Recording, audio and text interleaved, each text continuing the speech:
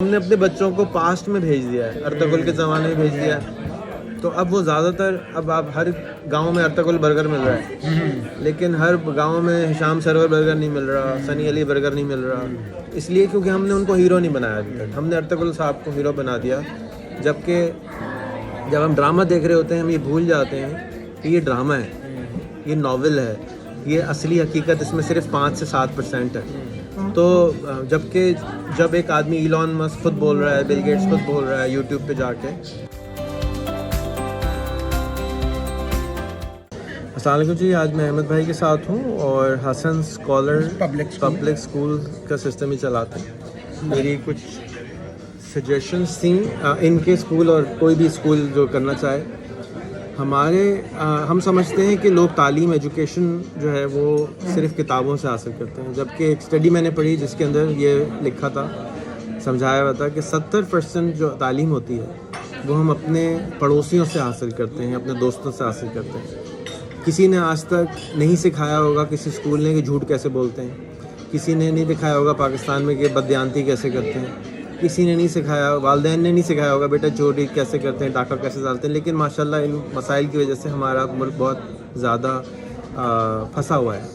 تو اس کی وجہ یہ ہے کہ ہمارے ہوا میں چاروں طرف میں کچھ نارمز ہیں. جیسے فار ایگزامپل ابھی جو کچھ ہوا یہاں پہ وہ نارمز ہے، وہی کوئی بری بات نہیں سمجھی جاتی. کیونکہ میں ذرا زیادہ گھوم گیا ہوں تو میرا دماغ بھی تھوڑا زیادہ گھوم گیا ہے، تو مجھے برا لگتا ہے کہ یار یہ آپ کیوں کسی کے بارے میں ریلیونٹ سوال نہ کریں. تو میری جو زندگی ہے وہ اسی طرح سے شروع ہوئی. آج سے کوئی 14-15 سال پرانی بات ہے کہ میں ایک جگہ بیٹھا ہوا تھا اور وہاں پر لوگ پاکستانی جب 5 بیٹھتے ہیں تو باتیں کرتے ہیں نا ڈفرینٹ قسم کی، تو وہاں پہ باتیں ہو رہی تھی کہ یہ ایسا ہے وہ ایسا ہے. تو میری یہ خواہش ہوتی ہے کہ یا تو آپ اس کے بارے میں کچھ کریں یا پھر آپ اس کی بات ہی نہ کریں. آپ اس کے بارے میں بات کریں کہ جی میں بہتر آدمی کیسے بن سکتا ہوں. تو ہم واپس آتے ہیں اسکول کی طرف. میرا خیال ہے کہ اگر آپ کے اسکول میں اسپیس بہت ہے، اگر آپ وہاں پہ ایسے رول ماڈلس کی تصاویر لگا دیں جو زندہ ہیں، ان کے نام، ان کے کام 2 لائن کے، اور ان کا ٹویٹر، ان کا یوٹیوب، ان کا فیس بک، تو اب بچے جو ہیں وہ آتے جاتے گھومتے پھرتے، ان میں سے کچھ لوگ، سارے نہیں کریں گے، کچھ لوگوں کے دماغ میں وہ آنا شروع ہوں گے کہ یار اس کی یہ کنٹریبیوشن ہے، اس کی یہ کنٹریبیوشن ہے، اس کی. اور یہ صرف پاکستانی نہیں ہو سکتے، یہ کہیں کے بھی ہو سکتے ہیں، کیونکہ ہم نے اپنے بچوں کو پاسٹ میں بھیج دیا ہے، ارطغرل کے زمانے میں بھیج دیا ہے. تو اب وہ زیادہ تر اب آپ ہر گاؤں میں ارطغرل برگر مل رہا ہے، لیکن ہر گاؤں میں ہشام سرور برگر نہیں مل رہا، سنی علی برگر نہیں مل رہا، اس لیے کیونکہ ہم نے ان کو ہیرو نہیں بنایا ابھی تک. ہم نے ارطغرل صاحب کو ہیرو بنا دیا، جبکہ جب ہم ڈرامہ دیکھ رہے ہوتے ہیں ہم یہ بھول جاتے ہیں کہ یہ ڈرامہ ہے، یہ ناول ہے، یہ اصلی حقیقت اس میں صرف 5 سے 7% ہے. تو جبکہ جب ایک آدمی ایلون مسک خود بول رہا ہے، بل گیٹس خود بول رہا ہے یوٹیوب پہ جا کے، تو اس سے ان بچوں کو بھی دل چاہے گا کہ وہ یہ کام کریں.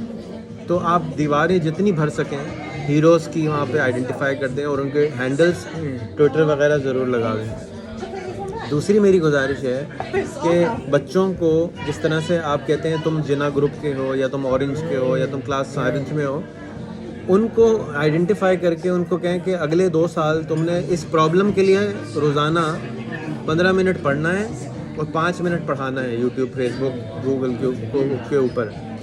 مثال کے طور پہ آپ کا کوئی بیٹا ہو، اس کو کہیں بیٹا آپ جو ہے سولر انرجی کے اوپر اگلے 2 سال تک روزانہ 10 منٹ پڑھا کریں گے.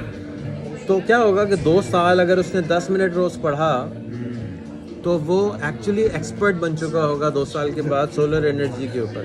کوئی کنسٹرکشن کے اندر پرٹیکولر، مثال کے طور پہ 3D پرنٹنگ، آپ نے کہا جی تم صرف 3D پرنٹنگ آف بلڈنگس کے اوپر پڑھو گے، یعنی آپ جنرل سبجیکٹ نہ دیں گے اس کو بلکہ اسپیشلائزڈ مائکرو اسپیشلٹی اس کو دیں. کیونکہ آپ کو 18,000 طالب علم ہے، اس میں سے آپ کے اس برانچ میں شاید 6,000 ہوں گے یا 8,000 ہوں گے. اگر آپ نے اس طرح کے نیشز دے دیے تو وہ بچہ میٹرک کرنے سے پہلے ہی دنیا میں ڈیمانڈ میں آ چکا ہوگا. کیونکہ وہ بچہ 7ویں کا تو ہے لیکن وہ روز 10-15 منٹ ایک ویڈیو دیکھتا ہے، ایک ٹیڈ ٹاک دیکھتا ہے، ایک ایسے چیز کے بارے میں جس کے بارے میں اس کو اسائن کیا کر دیا گیا اگلے 2 سال آپ نے اسی کا ایکسپرٹ بننا ہے. اور نہ کہ صرف وہ پڑھ رہا ہے بلکہ وہ ویڈیو بنا کے وہ سمجھا بھی رہا ہے روزانہ یوٹیوب پہ، صرف سمجھا رہا ہے 5 منٹ کی. جی آج میں نے اس کو کھول کے دیکھا اور میں نے اس کے بارے میں پڑھا اور مجھے احمد بھائی نے یہ سمجھایا, مجھے یہ سمجھ میں آیا, شکریہ خدا حافظ. اور وہ ڈسکرپشن لکھے گا, ٹائٹل لکھے گا, تو گوگل اور ڈفرینٹ الگورتھم اس کو ڈھونڈ کے نکال لیں گے بندے کو.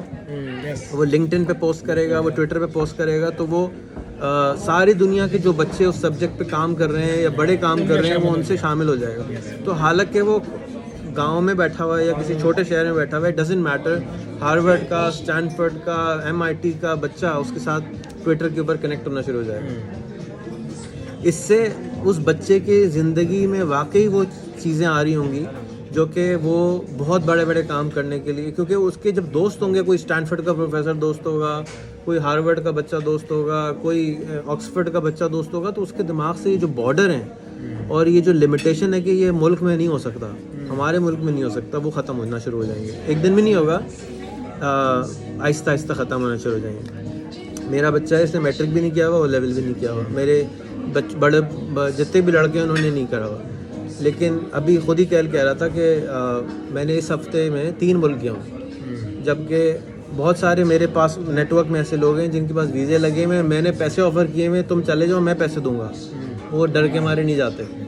وہ 3 کر کے آ گیا. کیوں؟ جب وہ 12 سال کا تھا تو اکیلے ٹریول کروانا میں نے اس کو شروع کرا دیا تھا کہ تم ابھی لنڈن سے کراچی چلے جاؤ, یہ ٹکٹ ہے, جاؤ. تو وہ نارملی تو ایسے نہیں کرتے ہم بچے والدین.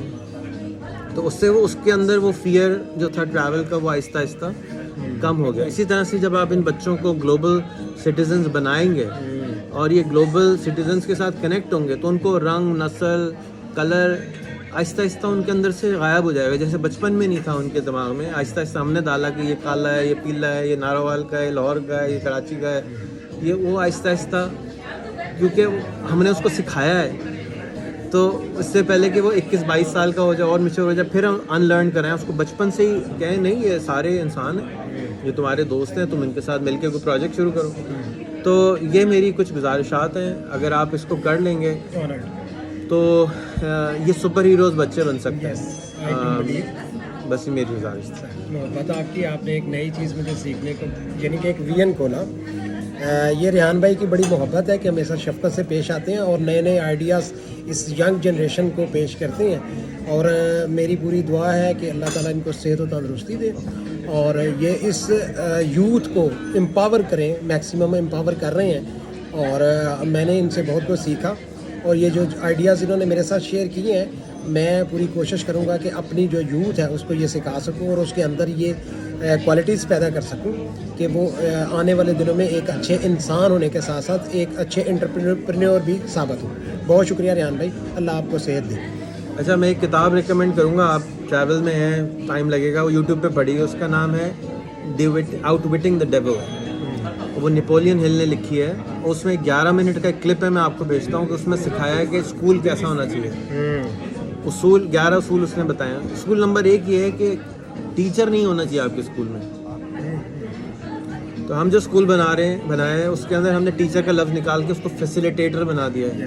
وہ یہ کہتا ہے کہ اسٹوڈنٹ کو ٹیچر بنا دو اور ٹیچر کو اسٹوڈنٹ بنا دو. ٹیچر کا کام ٹیچ کرنا نہیں ہے, سوال کرنا ہے. جواب تو انٹرنیٹ پہ آج کے زمانے میں مل ہی جاتا ہے. تو بچے کا کام کیوریاسٹی کو جگا کے رکھنا ہے, نہ کہ اس کی کیوریاسٹی کو مار دیں. ہم کیوریاسٹی کو جب مار دیتے ہیں تو وہ سیکھنا بند کر دیتا ہے. ہم کہتے ہیں بیٹا ایسے ہی ہوتا ہے, جبکہ کسی کو نہیں معلوم کہ ایسے فیوچر میں کیسے ہوگا. تو جب یہی نہیں پتہ فیوچر کیسے ہوگا تو آپ بچے کو کس چیز کے لیے تیار کر رہے ہیں. ہمیں تو پتہ ہی نہیں ہے اس فیوچر میں کیا ہونا ہے. تو ہمیں بچے کو سوچنے والا, سمجھنے والا, پرابلم کو سالو کرنے والا اور فیوچر کو سمجھنے والا اور ان لرن کرنے والا, کہ جی پرانی ثقافت کو بھی چھوڑ دو, پرانے ویلیوز کو بھی چھوڑ دو, نئی چیزیں سوچیں. شکریہ بہت. Thank you.